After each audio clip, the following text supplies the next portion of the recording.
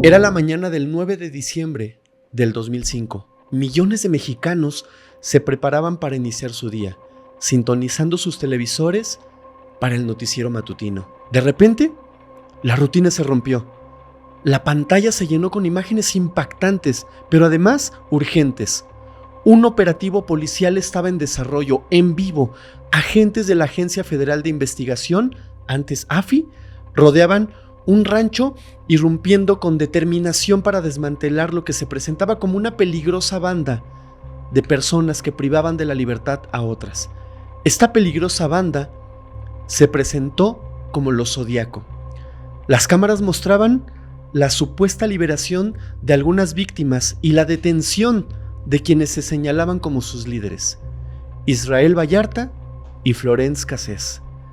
El periodista Carlos Loret de Mola narraba los hechos en tiempo real, impactado, describiendo la acción como un golpe duro contra la industria de estas personas que se dedican a privar de la libertad a otras. La escena era dramática, un triunfo de la justicia transmitido en vivo para toda la nación. Las imágenes se viralizaron rápidamente, sellando en la opinión pública la idea de que ambos eran responsables de los delitos imputados, sin que mediara un juicio previo. Lo que la audiencia no sabía, lo que el país tardaría años en digerir y comprender en su totalidad, era que todo aquello era una farsa meticulosamente orquestada y montada. Israel Vallarta y Florence Cassés ya habían sido detenidos el día anterior, a las 4:30 de la mañana. Fueron obligados a recrear su captura para las cámaras, en un montaje preparado por las más altas esferas de la seguridad pública. Esta transmisión en vivo, presentada como un triunfo de la justicia, condenó a Cassés y a Vallarta en el ojo público antes de cualquier proceso judicial. La gente los hacía culpables, la gente los empezó a odiar, sin siquiera saber su historia. La imagen de ellos como personas que privan de la libertad a otras se grabó a fuego en la mente colectiva, estableciendo una narrativa oficial que sería extremadamente difícil de desmantelar. La forma en que la detención fue presentada públicamente como un evento en vivo y además exitoso no fue simplemente un error mediático, sino una fabricación deliberada por parte de las autoridades competentes en ese momento. Esta acción tuvo el efecto inmediato de condenar a Florence Cassés e Israel Vallarta ante la opinión pública, llevando a cabo su juicio en la arena mediática, mucho antes de que se presentara, como debería de ser, ante un tribunal.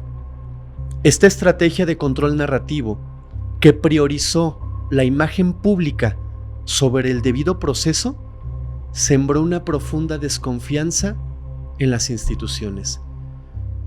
Cuando las agencias estatales manipulan la información y el espectáculo mediático para forjar una percepción de la realidad, se socava la presunción de inocencia y se crea una forma de justicia pública que desafortunadamente suplanta al sistema legal.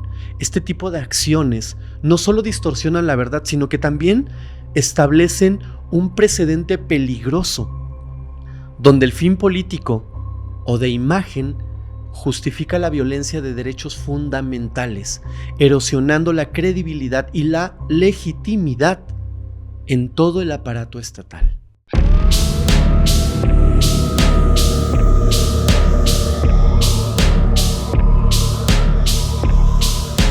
Hola a todos. Antes de empezar el blog del día de hoy, les quiero hablar de un tema muy sensible, el cual, por cierto, ya abordamos en un capítulo pasado en compañía de Mar Arriaga. Hoy quiero hablarles de una serie que me ha dejado literalmente sin aliento y que sin duda tienen que ver: Marcial Maciel, El Lobo de Dios. Es un documental que explora a profundidad la figura de Marcial Maciel, fundador de los Legionarios de Cristo, una de las organizaciones católicas más influyentes del siglo XX. A través de una investigación rigurosa y documentos inéditos, la serie aborda las acusaciones de abusos menores y abuso de poder.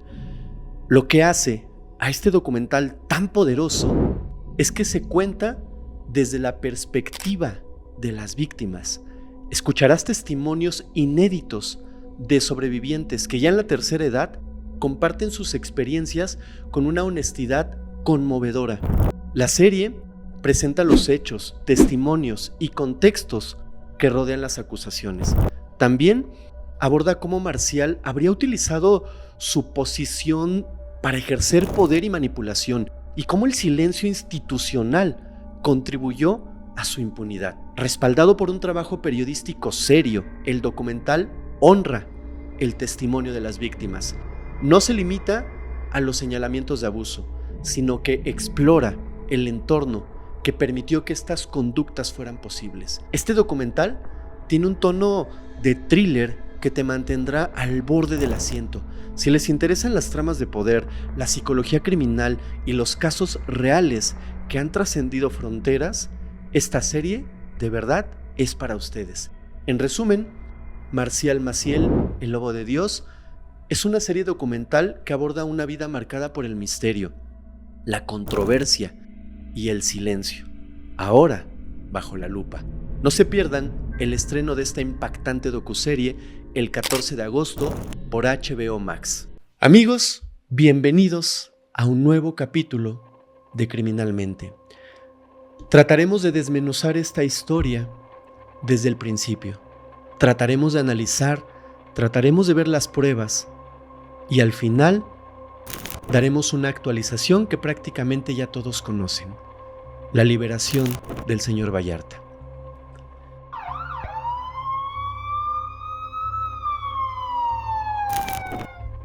En el centro de esta compleja trama se encontraban dos figuras cuyas vidas serían irrevocablemente alteradas por aquel montaje. Florence Cassés, una ciudadana francesa, se decía que era en aquel momento la pareja sentimental de Israel Vallarta. Esto se mencionó al momento de la detención.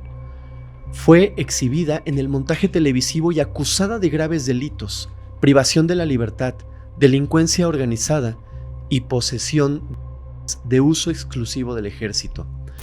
Su nacionalidad, como se vería más adelante, jugaría un papel crucial en el desarrollo de este caso.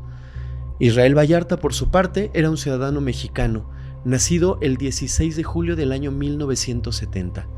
Proveniente de una familia trabajadora y unida, sus allegados lo describieron en su infancia como un niño sociable, cercano a sus padres y a sus hermanos.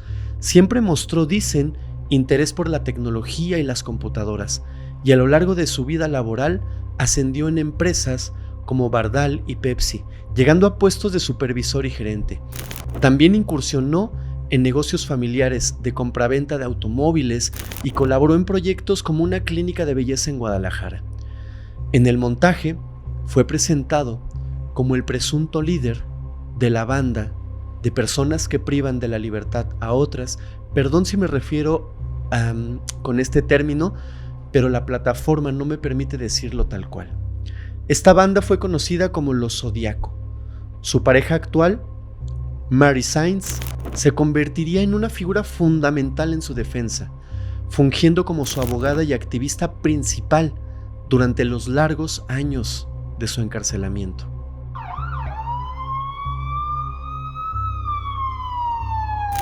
La versión oficial, difundida con gran bombo y platillo, sostenía que la extinta Agencia Federal de Investigaciones, AFI, bajo la dirección de Genaro García Luna, había desarticulado una peligrosa banda de estas personas, conocida como Los Zodiaco. Se les atribuyeron múltiples privaciones de la libertad, presentándolos como una red criminal que había operado durante 8 años.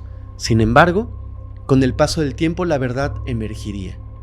La existencia de la banda Los Zodiacos, como tal, era una creación de la AFI. Las acusaciones contra Vallarta y otros supuestos miembros de la banda nunca pudieron ser acreditadas de forma sólida en los tribunales. De hecho, otros individuos acusados de pertenecer a los Zodiacos, como los hermanos Juan Carlos y Alejandro Cortés Vallarta, pues se vieron involucrados también, pero también hubo falta de pruebas contundentes en su contra. La detención de Juan Carlos y Alejandro fue en mayo del año 2009 y también fue calificada como un montaje mediático orquestado, una vez más, por la desaparecida Agencia Federal de Investigaciones y su entonces titular, repito, Genaro García Luna. Quiero hacer una pausa aquí, una nota. En el año 2024, precisamente, Genaro García Luna, el ex jefe de Seguridad Pública de México, fue condenado a 38 años y 8 meses de prisión en Estados Unidos. ¿De qué se le acusó? Se le acusó de recibir sobornos millonarios por parte de un poderoso, esto para facilitar sus operaciones. Solamente quería hacer esta pausa para que ustedes, quienes no lo supieran, que lo dudo, vieran dónde está el día de hoy una de estas personas que se presume fue la principal persona que participó en este montaje. Entonces, la insistencia en que los Zodíacos fue una invención de la AFI es un elemento crucial para comprender la profundidad de la corrupción en este caso. Si esta organización criminal a la cual se le imputaban estos delitos fue fabricada, entonces, evidentemente, toda la operación exitosa que se mostró en televisión se construyó sobre una base de falsedades. Esto no se trata de meras irregularidades procesales, sino de un acto criminal deliberado por parte de actores estatales. La creación de una banda inexistente tenía el propósito de justificar detenciones arbitrarias y proyectar una imagen falsa de eficacia en la lucha contra el crimen, específicamente en un contexto de alta inseguridad y desconfianza en las autoridades. Esta situación revela una patología arraigada dentro del sistema judicial, donde la justicia se fabrica para cumplir con agendas políticas o de imagen, en lugar de buscar la verdad y aplicar la ley.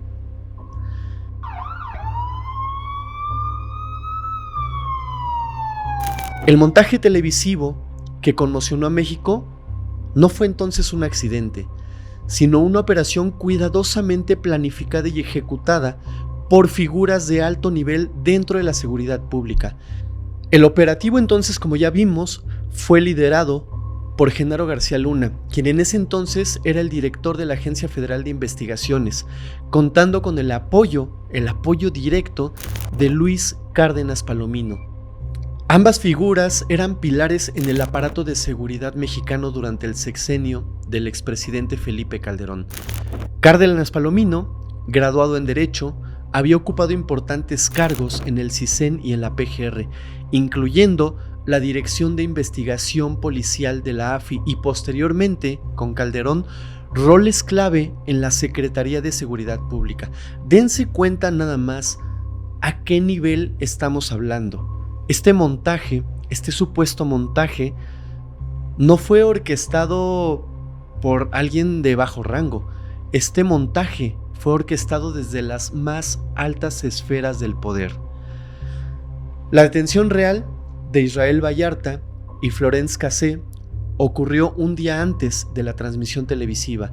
Tras su arresto, fueron trasladados a un rancho conocido como Las Chinitas, el mismo lugar que sería el escenario de ese operativo en vivo. En este rancho se encontraban 3 individuos que supuestamente habían sido víctimas de privación de la libertad. Por respeto, omitiré sus nombres. Ellos, se dice, fueron forzados a recrear todo este acto y también la supuesta captura y la liberación de estas víctimas para las cámaras. Israel Vallarta ha relatado con detalles desgarradores cómo fueron agredidos y obligados a actuar, él y Florence, hasta que la toma, escuchen esto, hasta que la toma fuera la deseada por los directores de la escena. Descubrió cómo se les cubría con una colcha mientras se colocaban y otros objetos para simular la escena del crimen. La participación de Luis Cárdenas Palomino en este montaje no se limitó a la dirección. Fue acusado y finalmente detenido en julio del año 2021 por el delito de, lo diré así, agresión contra presuntos integrantes de los Zodiaco, incluyendo, por supuesto, a Israel Vallarta.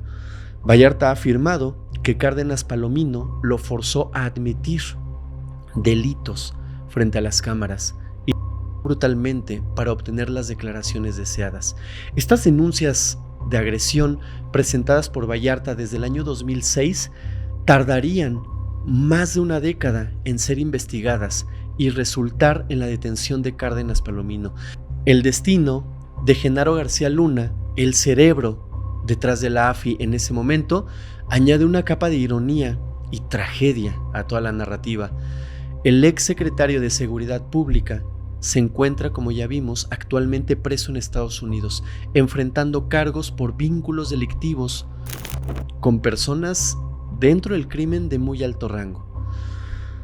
En fin, Florence Cassé, tras su liberación, ha dedicado mensajes irónicos a García Luna, viendo su situación actual como una especie de karma por el daño causado. La meticulosa orquestación del montaje, con la participación de altos funcionarios como García Luna y Cárdenas Palomino, y la colaboración de importantes medios de comunicación, revela que este no fue un incidente aislado de mala conducta policial. Se trató de una estrategia calculada para proyectar victorias inexistentes en la guerra contra el crimen en ese momento, con el objetivo obviamente de fortalecer la confianza pública en las políticas de seguridad del gobierno de aquel entonces.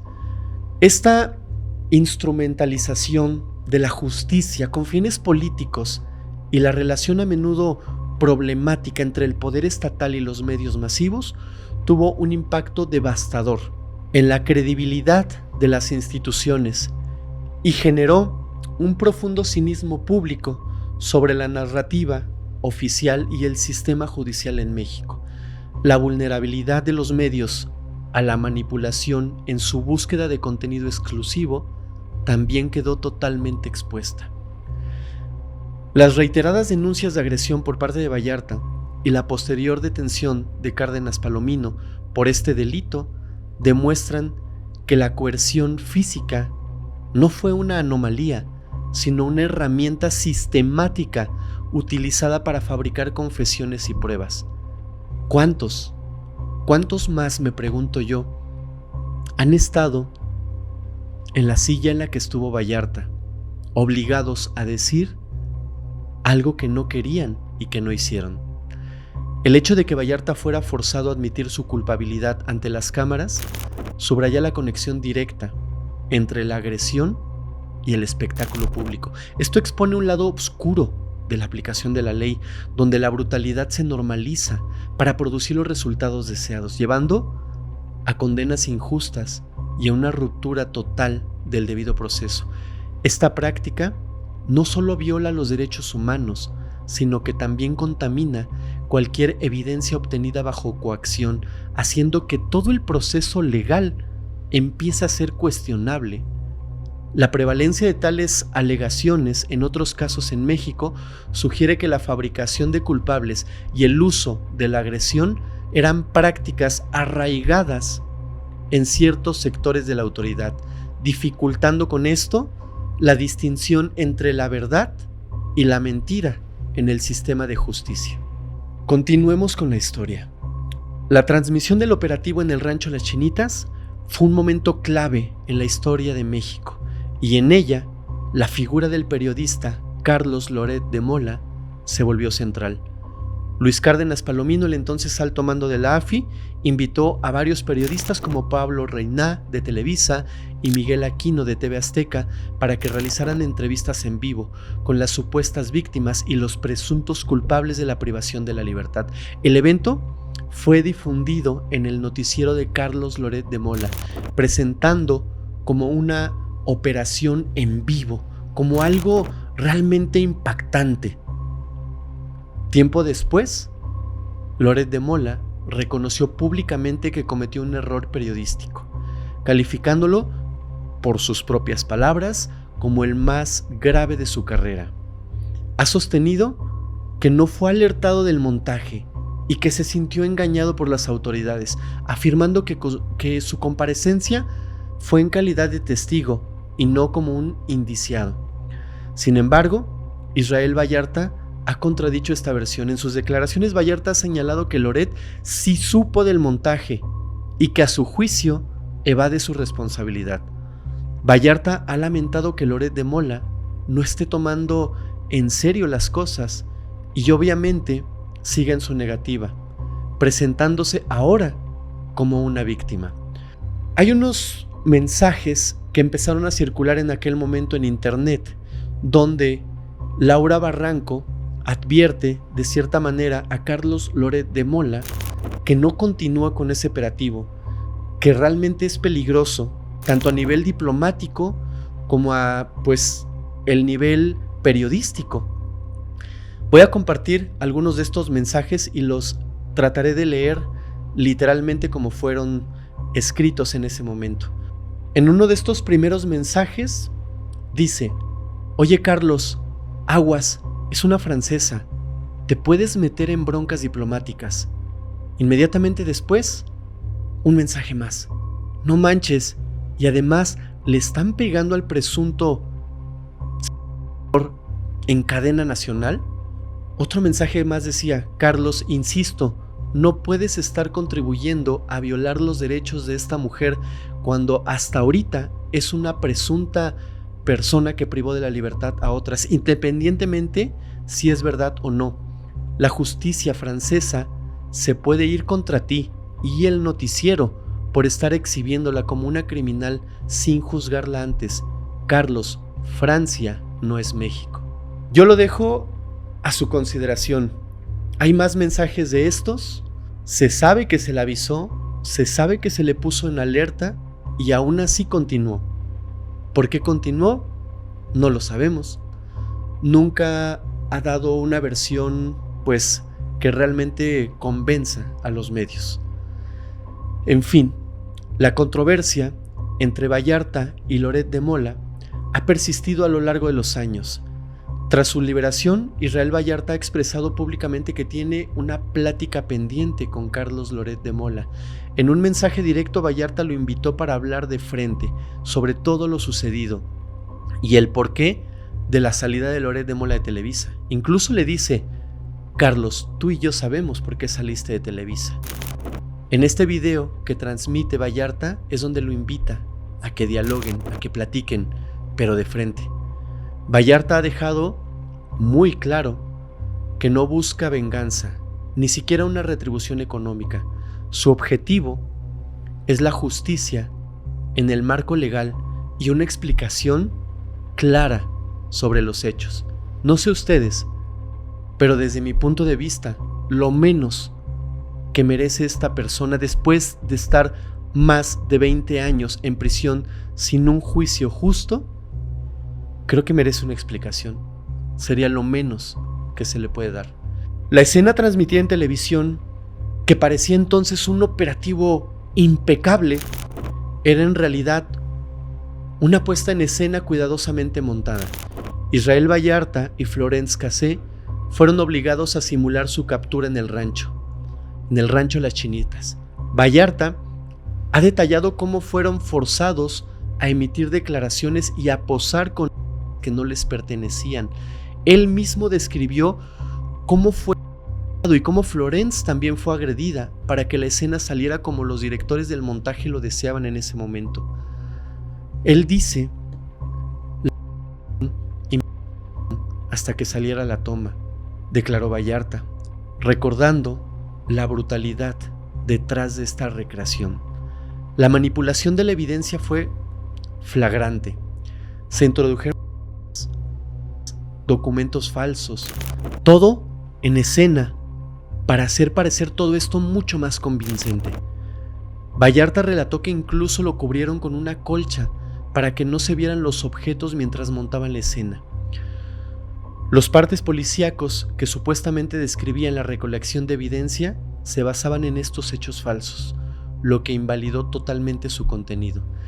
La exposición pública de los detenidos fue una parte crucial del montaje.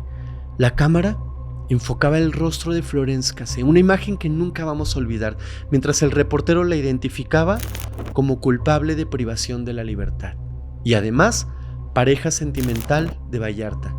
A pesar de sus vehementes negaciones de no tener nada que ver y de no ser su esposa, a ambos se les exhibió como miembros de los Zodíaco y se pidió al público que los denunciaran si los reconocían, consolidando una imagen de culpabilidad antes de cualquier juicio. Desde el mismo momento de la transmisión, las inconsistencias comenzaron a surgir. Florence Cassé afirmó haber sido detenida un día antes en la carretera, no en el rancho, y que fue privada de la libertad en una camioneta, lo que contradecía directamente la versión oficial del operativo en vivo. Esta declaración, hecha en el mismo noticiero, fue una de las primeras grietas en la fachada de este montaje.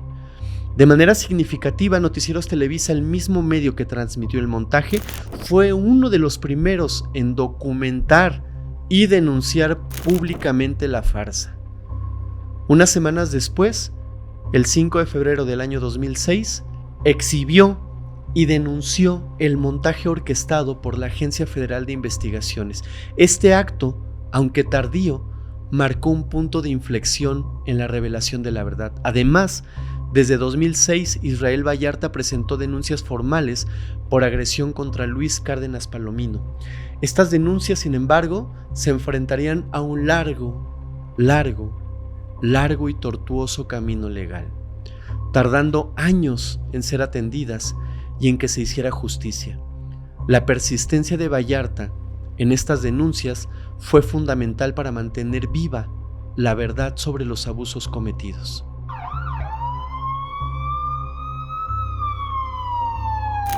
El camino legal de Florence Cassé en México fue un calvario. En el año 2007 fue sentenciada a 60 años de prisión por delitos como delincuencia organizada, posesión de uso exclusivo del ejército y privación ilegal de la libertad. Esta severa pena afortunadamente fue ratificada en apelación en el año 2009. Desde el inicio de su proceso, Cassé denunció una serie de irregularidades que viciaron su caso. Alegó presiones para firmar declaraciones sin haberlas siquiera leído y señaló múltiples violaciones al debido proceso. Estas denuncias serían el eje central de su defensa y eventualmente de la intervención de su país. La situación de Florence Cassé trascendió las fronteras mexicanas y se convirtió en un asunto de Estado para Francia. El entonces presidente francés, Nicolas Sarkozy, solicitó la intervención de su país para lograr la liberación de Florence Cassé. En el año 2009, el caso fue un tema central durante su visita a México, donde se reunió en ese momento con su homólogo Felipe Calderón. La tensión escaló a niveles de una crisis diplomática sin precedentes, cuando Sarkozy decidió que cada evento del año de México en Francia estaría precedido por un discurso a favor de Cassé, buscando su repatriación. A ver, para ser un poco más claro, en aquel entonces había un evento que llevaba este nombre, el Año de México en Francia. El presidente de Francia dijo que previo a cada evento de estos, a cada inicio, se diría un discurso a favor de Florence Cassé. Esto con toda la intención de buscar su repatriación. La respuesta de México, bajo la presidencia de Felipe Calderón, fue contundente. ¿Qué creen ustedes que dijo? La subsecretaria de Relaciones Exteriores, Lourdes Aranda, afirmó que México no consultaba a presidiarios para definir su política exterior y que el caso de Cassé era cosa ya juzgada. México sentenció que el conflicto llegaría hasta donde el gobierno francés desee que llegue. ¿Era un reto? Finalmente, el gobierno mexicano, a través de su embajador en París, condicionó su participación en los festejos y, ante la insistencia francesa, canceló su involucramiento en el Año de México en Francia.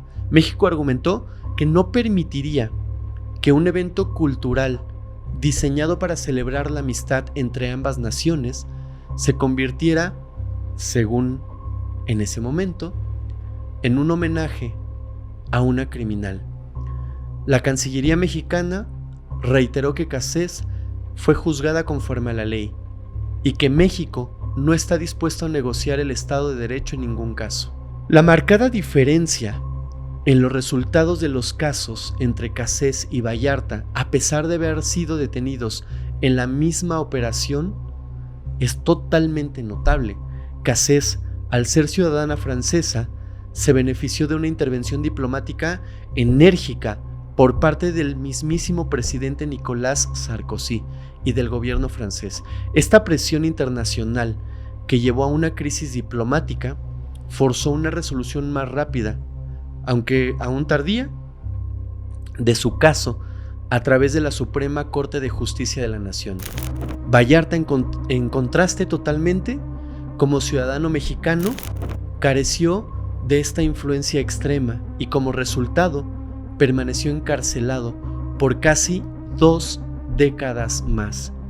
Esta disparidad en el acceso a la justicia, basada en la nacionalidad y la influencia política internacional, revela una aplicación desigual en la ley. Sugiere que el sistema de justicia mexicano puede ser más sensible al escrutinio internacional que a la defensa de los derechos fundamentales de sus propios ciudadanos, lo que apunta a una debilidad o sesgo inherente en la integridad institucional. Así que, regresando a la historia, la última esperanza de Florence Cassés residía en la Suprema Corte de Justicia de la Nación. Su defensa solicitó una revisión del caso. El 23 de enero del año 2013, en un fallo histórico, la Suprema Corte de Justicia de la Nación ordenó su liberación inmediata. La Corte determinó que la investigación había sido dañada por graves irregularidades y violaciones a los derechos humanos y al debido proceso. Las violaciones identificadas fueron contundentes y se las quiero narrar. Retención ilegal y demora en puesta a disposición. Florence Cassés fue detenida a las 4:30 de la mañana. Sin embargo, no fue puesta a disposición de la Unidad Especializada en Investigación de Delincuencia Organizada hasta las 10:16 de la mañana del mismo día, lo que significó una demora de 5 horas y 45 minutos. Este periodo de detención sin sustento constitucional fue utilizado específicamente para la puesta en escena televisiva.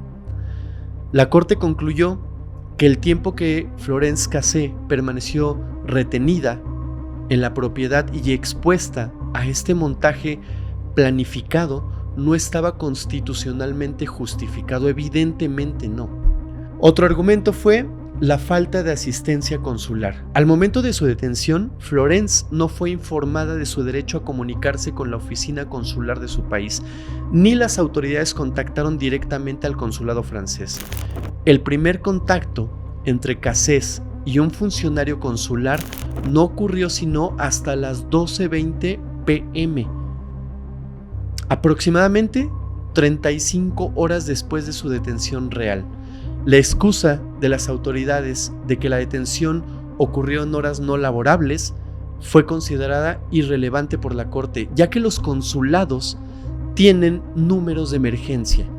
Esta violación trascendió su derecho a una defensa adecuada, ya que careció de la asistencia técnica y el apoyo que este derecho instrumental proporciona para comprender la acusación y tomar decisiones pertinentes sobre su defensa.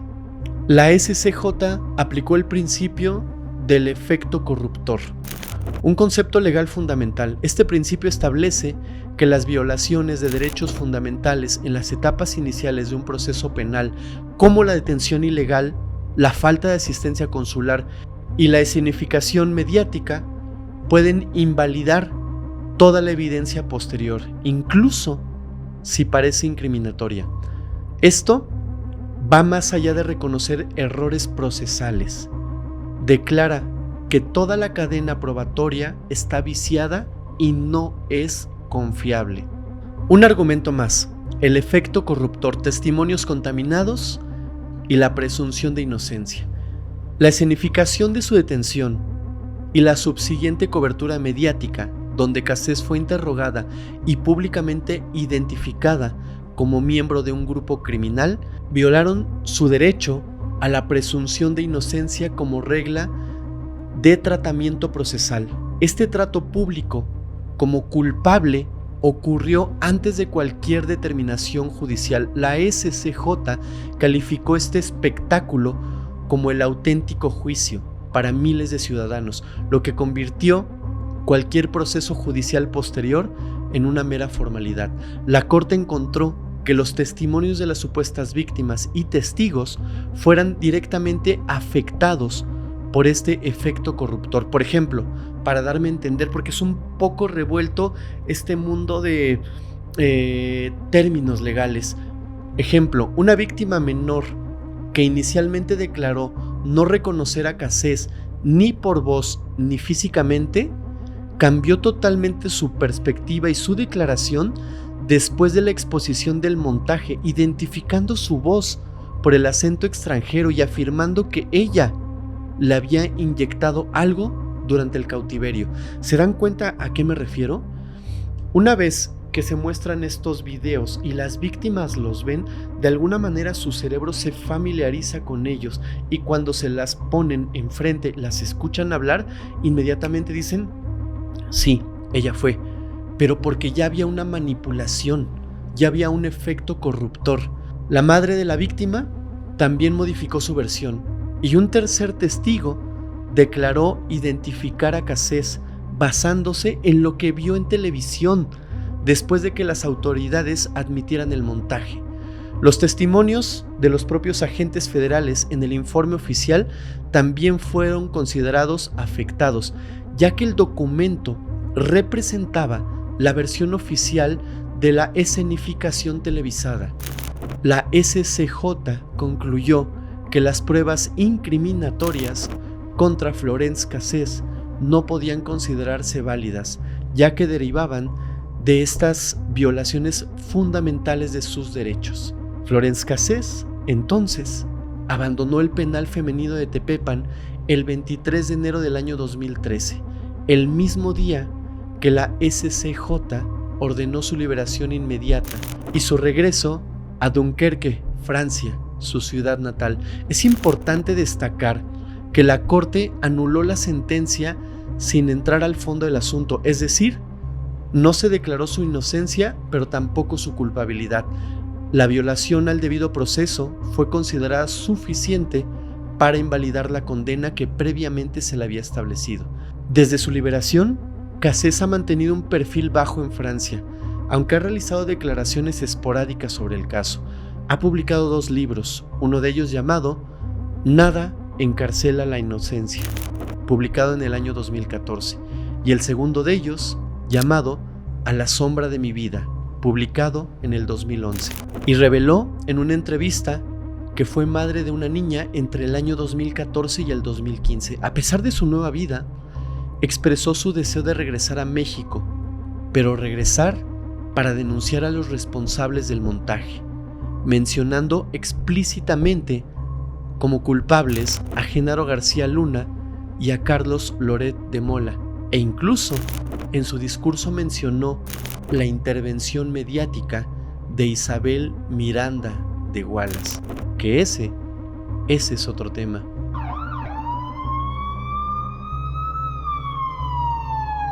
Mientras Florence Cassés recuperaba su libertad y regresaba a Francia, el destino de Israel Vallarta tomó un camino diametralmente opuesto.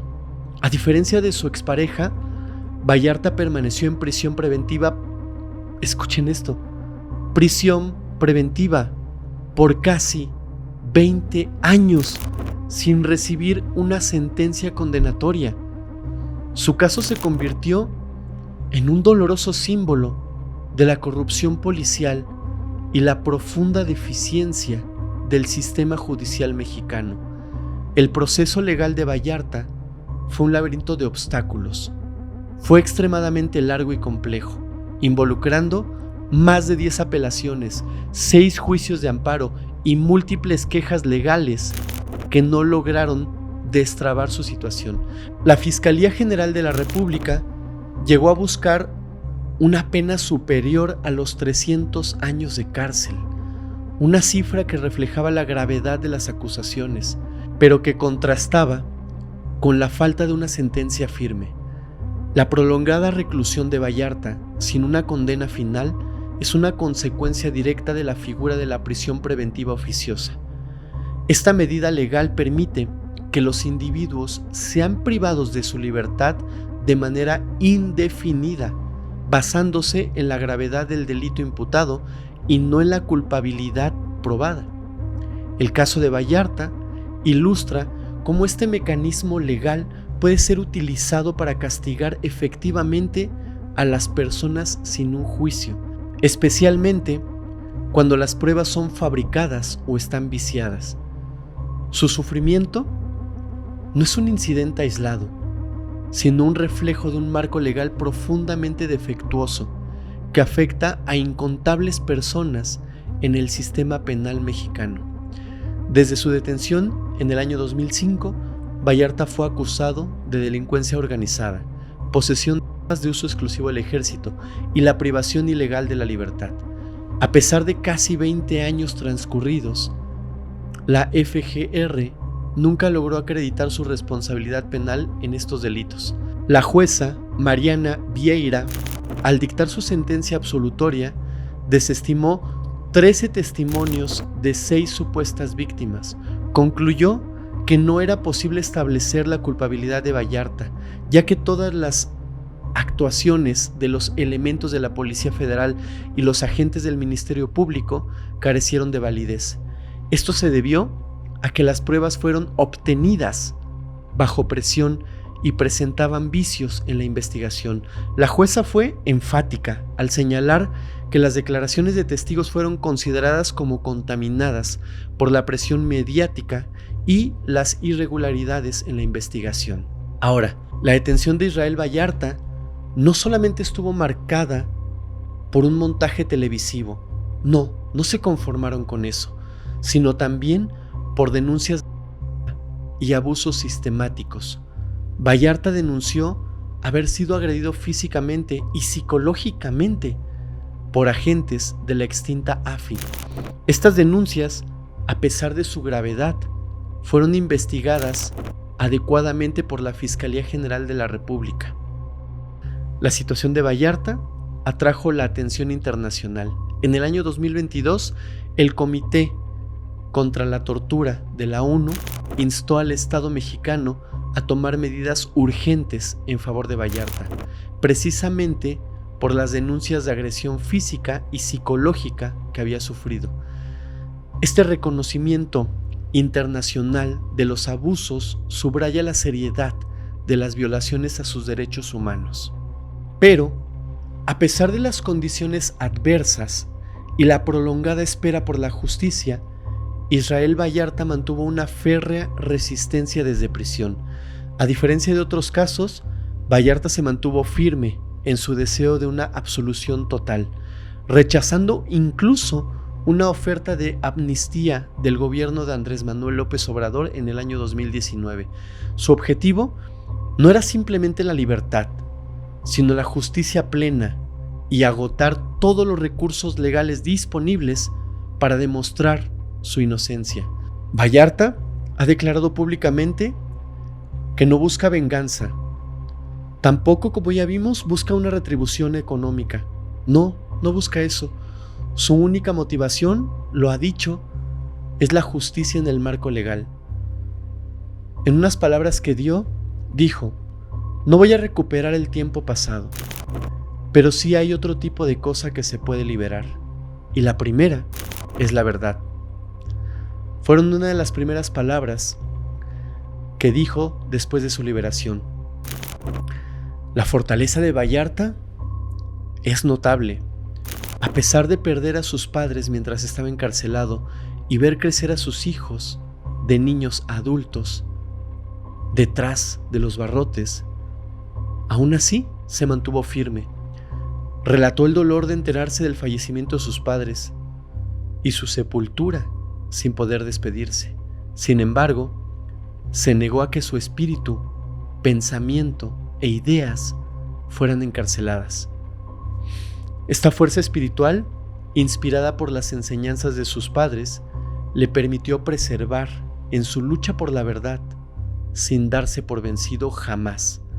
La inquebrantable negativa de Vallarta a aceptar una amnistía y su insistencia en una absolución completa, incluso después de 2 décadas de sufrimiento, demuestran un profundo compromiso con la verdad y la justicia que va más allá de su liberación personal.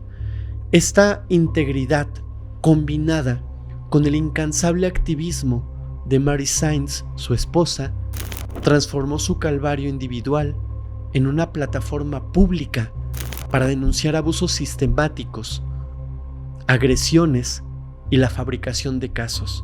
La historia de Vallarta, amplificada por su voz y la de Sainz, obliga a una reflexión nacional sobre los problemas arraigados del sistema de justicia, haciendo más difícil para las autoridades ignorar los llamados a la reforma y la rendición de cuentas por los abusos del pasado. Esto ilustra cómo incluso en las condiciones más opresivas, la búsqueda de la verdad puede persistir y con el tiempo conducir a revelaciones significativas y a la esperanza de un cambio.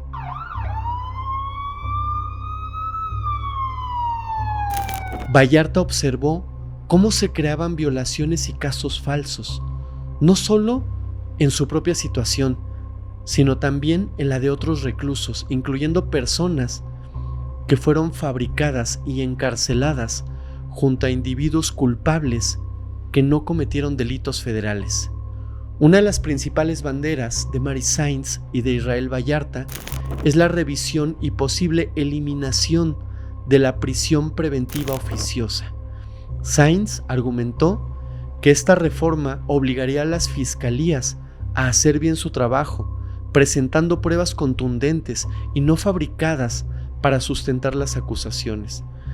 Ha aclarado que su petición no implica, escuchen bien esto, su petición no implica una liberación masiva de criminales, sino más bien una exigencia de rigor para que las fiscalías en todos los niveles tengan las pruebas y hagan bien su trabajo al acusar y evidentemente detener a una persona. Su activismo ha sido fundamental para mantener el caso Vallarta en el ojo público y para impulsar un debate más amplio sobre las reformas necesarias en el sistema de justicia mexicano. Bien, después de casi 2 décadas de injusticia, el caso de Israel Vallarta llegó a un punto de inflexión. El 31 de julio de 2025, apenas hace unos días, una jueza del Juzgado Tercero de Distrito de Procesos Penales Federales en el Estado de México dictó sentencia absolutoria a Israel Vallarta. Como resultado, fue liberado del penal del Altiplano el 1 de agosto de este mismo año. La jueza Mariana Vieira Valdés determinó que la Fiscalía General de la República no logró probar la responsabilidad penal de Vallarta en los delitos que le fueron imputados, incluyendo privación de la libertad, delincuencia organizada y posesión de uso exclusivo del ejército. La sentencia absolutoria fue clara. No se encontró evidencia física contundente, huellas dactilares ni pruebas forenses que vincularan a Vallarta con las casas de seguridad o con los objetos relacionados con esta privación de la libertad. A ver, yo aquí me pregunto, ¿de verdad ocuparon 20 años? 20 años para poder decir esto. No encontramos huellas. No hay relación entre él y la... No cuadran los hechos. 20 años. Se nos puede hacer muy fácil decirlo, pero la realidad es que le arrebataron una vida completa. Le arrebataron La felicidad de ver a sus hijos crecer, convivir con sus padres, con sus hermanos, con su esposa. Le arrebataron absolutamente todo. 20 años. Un aspecto crucial de la decisión judicial fue la consideración de que las declaraciones de los testigos fueron contaminadas debido a la presión mediática y a las irregularidades de la investigación. La jueza, como ya vimos, desestimó 13 testimonios de 6 supuestas víctimas, concluyendo que no era posible discernir qué parte de sus declaraciones era neutral y cuál estaba influenciada. Además, se estableció que todas las actuaciones de los elementos de la Policía Federal y los agentes del Ministerio Público carecieron de validez, ya que fueron obtenidas bajo presión y con vicios en la investigación. La liberación de Vallarta, después de casi 2 décadas sin una sentencia, presenta una victoria monumental, pero al mismo tiempo es una condena rotunda al sistema judicial mexicano. El hecho de que su liberación tardara tanto y que las razones para ello sean las mismas irregularidades señaladas años atrás en el caso de Florence Cassés, pone de manifiesto una profunda inercia institucional y una resistencia a la autocorrección. Esta liberación, aunque bienvenida por supuesto, también abre la compleja cuestión de la compensación estatal por el encarcelamiento injusto, obligando al Estado a enfrentar las consecuencias tangibles de sus abusos pasados. Así, la salida de Israel Vallarta del penal del Altiplano fue un momento de profunda emoción y alivio. Sus primeros pasos en libertad lo llevaron a un reencuentro emotivo con su esposa, Mary Sainz, y sus 2 hijos, quienes lo esperaban a las afueras del penal. En sus primeras declaraciones a los medios, Vallarta expresó su gratitud y afirmó con convicción que la verdad se iba a imponer tarde o temprano. Subrayó que su lucha fue por la justicia, no por favores, y que no se esconderá ni se irá del país, porque en sus palabras, el que nada debe, nada teme. Las reacciones políticas no se hicieron esperar. La presidenta Claudia Sheinbaum confirmó la liberación de Vallarta y señaló directamente al gobierno del expresidente Calderón, así como a Genaro García Luna, como responsables del montaje televisivo que vició el caso.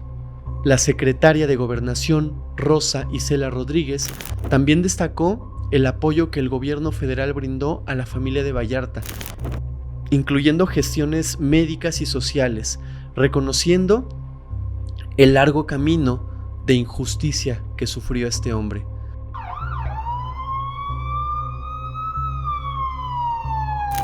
Israel Vallarta ha manifestado que su liberación marca el inicio de una nueva vida y que a pesar del inmenso sufrimiento no guarda odio. Reconoció tristemente haber perdido 20 años de su vida, pero afirmó sentirse agradecido y fuerte para seguir adelante. Es una sensación que solamente los que han perdido algo tan valioso como su libertad y la recuperan lo pueden entender, expresó Vallarta. Con la libertad recuperada, ha expresado su deseo de hablar sobre las violaciones y arbitrariedades que presenció durante sus casi 2 décadas en prisión. Su intención es revelar las historias de casos fabricados y la falta de derechos que afectan a muchos internos, mostrando este obscuro laberinto de la justicia mexicana, lo cual no debiera de ser así.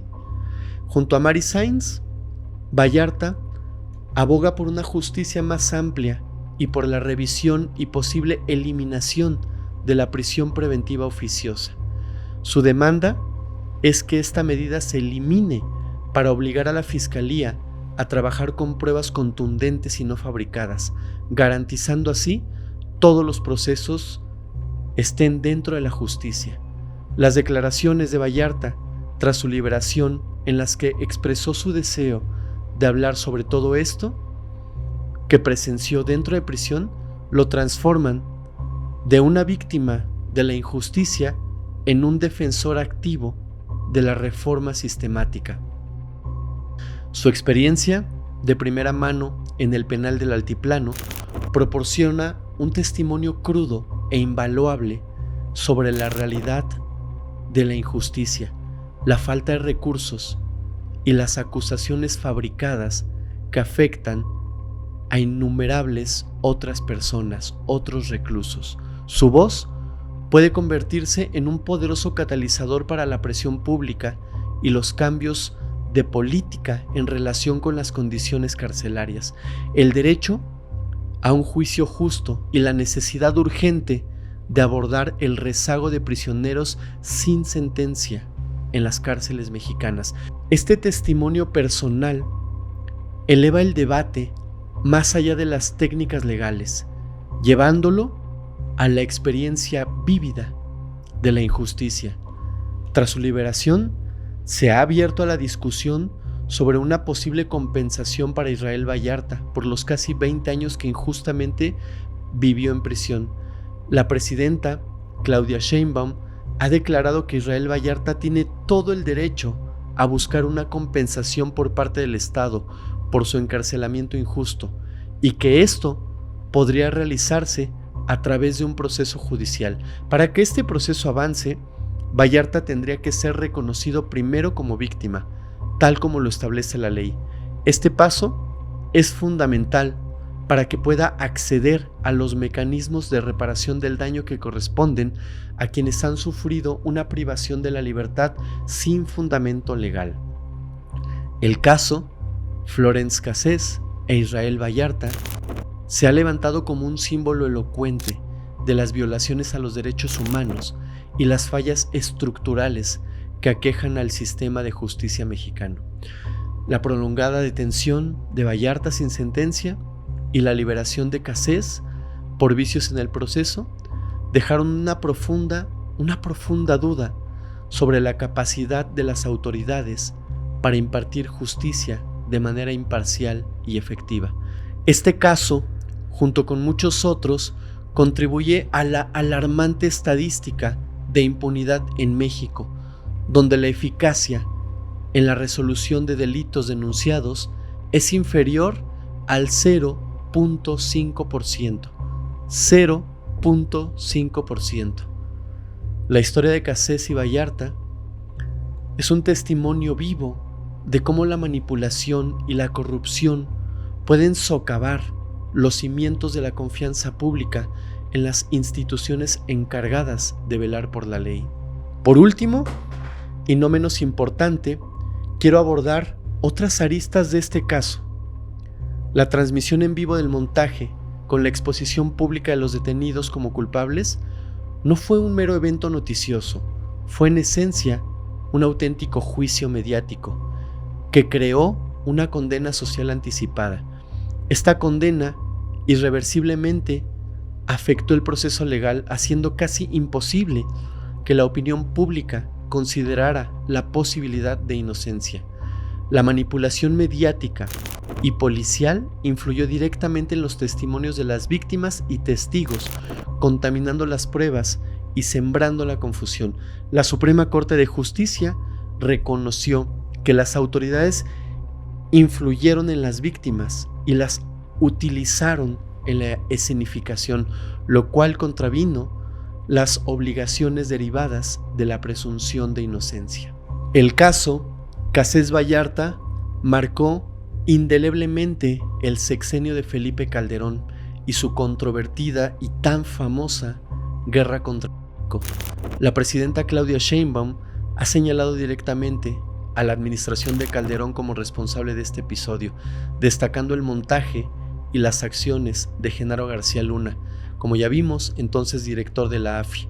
Él fue el cerebro detrás de todo este montaje, buscando proyectar una imagen de éxito en la lucha contra el crimen organizado. Su posterior arresto en Estados Unidos por vínculos con el crimen organizado y su condena añaden una capa de ironía y tragedia a este caso, revelando la profunda corrupción, esa corrupción que corroe desde lo más bajo hasta las más altas esferas del poder. La intervención del entonces presidente francés Nicolas Sarkozy puso en evidencia la tensión entre la soberanía judicial mexicana y la presión diplomática internacional. La decisión de México de cancelar en aquel momento el Año de México en Francia fue una respuesta directa sobre el caso Cassés por parte del gobierno francés, lo que demostró la firmeza mexicana en la defensa de su sistema judicial. Ojo, a pesar de sus evidentes fallas. El caso está intrínsecamente ligado a la guerra contra el narco de Felipe Calderón, las acciones de García Luna, el arquitecto del montaje, y su posterior condena revelan una realidad inquietante. Los mismos funcionarios encargados de combatir el crimen a menudo estaban implicados en él o utilizaban sus cargos para beneficio personal. Esto sugiere que esta llamada guerra no se trataba únicamente de seguridad pública, sino también de la consolidación del poder, la creación de espectáculos públicos y potencialmente la eliminación de rivales o la protección de intereses criminales. Esta situación desafía fundamentalmente la narrativa oficial de la guerra contra el narco y sugiere que muchos de sus éxitos quizás fueron fabricados, causando un daño profundo y duradero a la confianza pública en el gobierno y las fuerzas del orden. También subraya la inmensa dificultad de lograr una verdadera justicia cuando los perpetradores de la injusticia están incrustados dentro del propio Estado.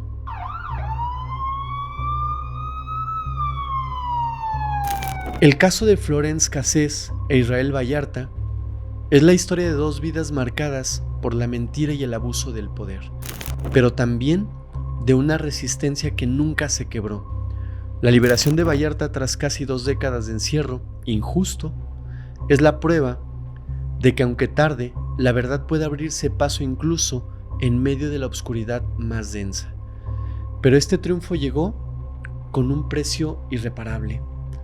2 décadas robadas, afectos perdidos, sueños y proyectos rotos, tirados a la basura, la prisión preventiva oficiosa y un sistema judicial corrupto convirtieron a un hombre en rehén del Estado, recordándonos que en México no basta con ser inocente para estar a salvo. Durante años, autoridades y medios poderosos construyeron una historia falsa, ocultaron pruebas, callaron voces y sembraron culpabilidad. Sin embargo, la verdad sobrevivió y lo hizo gracias a quienes no se rindieron, a quienes documentaron cada irregularidad, a quienes siguieron gritando cuando todos parecían haber olvidado. La absolución de Vallarta no borra el daño, pero ilumina un camino, el de una justicia que debe de ser real, no fabricada, el de un país que necesita desterrar la impunidad y la corrupción para no repetir sus peores errores, porque su historia no es solamente suya. Detrás de ella hay miles de nombres que siguen esperando una oportunidad para demostrar su inocencia. El regreso de Israel Vallarta a la libertad no es un final feliz, sino una historia escrita con sangre, lágrimas y años perdidos. Es la memoria viva de lo que no podemos permitir que vuelva a ocurrir. La verdad puede ser lenta, pero cuando llega, tiene la fuerza de devolverle a un ser humano lo más sagrado, la dignidad y la esperanza. Amigos, hasta aquí el blog del día de hoy.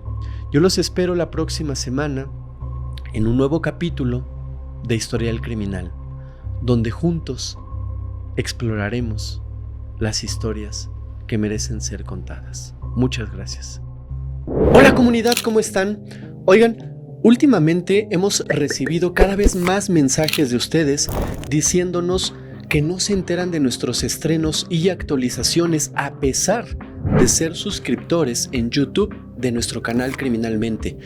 Hoy les traigo un pequeño tutorial súper rápido además para resolver este problema y muy sencillo. Hay que activar todas las notificaciones de nuestro canal porque a veces YouTube no les avisa de nuestros nuevos episodios por una cuestión meramente de configuración, pero con estos sencillos pasos estarán siempre en primera fila para cada estreno. Número 1. Nos vamos al canal de Criminalmente. Número 2. Encontraremos la campanita que está muy cerca del logo de Criminalmente o debajo de cada video. Número 3.